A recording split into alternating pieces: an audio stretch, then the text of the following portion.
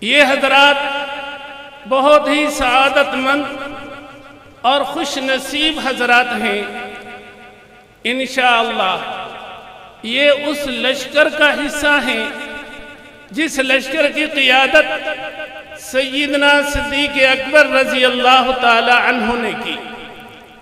زمانہ کا فرق ہے، کام ایک ہی ہے۔ اس لشکر نے اپنے زمانہ کے مسیلمہ کذاب کے خلاف جہاد کیا، اور یہ اپنے زمانہ کے مسیلمہ پنجاب اور اس کے کرندوں کے خلاف جہاد کر رہی ہیں۔ زمانہ گزرتا رہا، جھوٹے نبوت کا دعویٰ کرنے والے بھی آتے رہے اور ان کی سرکوبی کرنے والے مجاہدین بھی آتے رہے۔ آنے والے وقت میں انشاءاللہ اور مزید یہ مجاہدین اس لشکر کا حصہ بنتے رہیں گے جس لشکر کی قیادت سیدنا صدیق اکبر رضی اللہ تعالی عنہ نے کی۔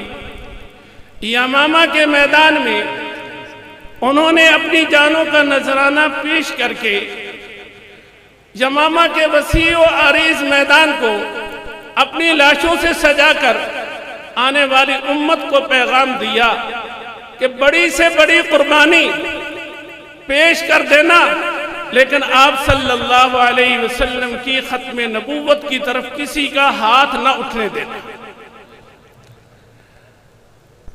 اس وقت اسٹیج پر حضرت مفتی محمد حسن صاحب دامت برکاتہم تشریف فرمائے۔ چند روز پہلے عارف والا میں اپنے بیان میں انہوں نے یہ بات بیان فرمائی کہ یمامہ کے میدان میں مجھے جانے کا اتفاق ہوا۔ مجھے لوگوں نے بتایا کہ اس کونا سے اس کونا تک یہ سارا یمامہ کا میدان ہے۔ ہم وہی تھے، ایک چرواہا آیا، اس نے بتایا کہ سڑک بنانے کے لیے کرینے مٹی اٹھا رہی تھی، تو مٹی اٹھاتے ہوئے کچھ قبریں کھل گئیں۔ ان قبروں میں حضرات صحابہ کرام مجاہدین کے اجسام صحیح و سلامت تھے اور ان کے کفن بھی میلے نہیں ہوئے تھے۔ ایک واقعہ اور انتہائی مختصر واقعہ، سندھ میں مولانا لال حسین اختر رحمہ اللہ تعالی بیان فرما رہے تھے،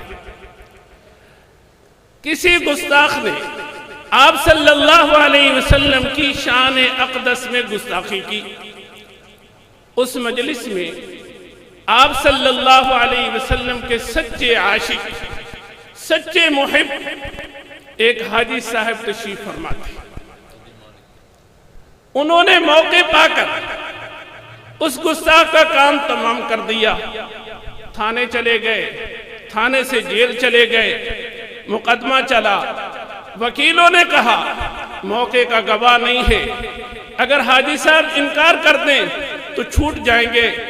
حضرت مولانا محمد علی جلندری رحمہ اللہ تعالی ملاقات کے لیے ان کے پاس گئے اور ان سے کہا کہ وکیلوں کی یہ رائے ہے۔ تو وہ حاجی صاحب کہنے لگے اگر کوئی اور ہوتا تو میں نہ بتاتا، آپ ہیں اس لیے میں آپ سے کہتا ہوں۔ میں نے نمازیں پڑھی، میں نے روزے رکھے، میں نے حج کیے، میں نے عمرے کیے، میں نے خیراتیں کی۔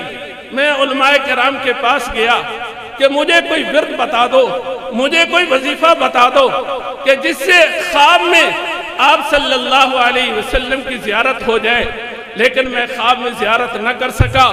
جب سے میں نے اس گستاخ کا کام تمام کیا ہے، ہر رات رسول اللہ صلی اللہ علیہ وسلم کی خواب میں زیارت ہوتی ہے۔ اب ہم سب نے فیصلہ کرنا ہے کہ ہم نے اس لشکر کا حصہ بننا ہے جس لشکر کی قیادت سیدنا صدیق اکبر رضی اللہ تعالی عنہ نے کی تھی۔ جو اس لشکر کا حصہ بننا چاہتے ہیں ذرا ہاتھ کھڑا کریں۔ اللہ پاک تمہارے یہ ہاتھ اٹھائے قبول فرمائے۔ رقت عيناي شوقا ولتعبت ظرفت عشقا فأتيت إلى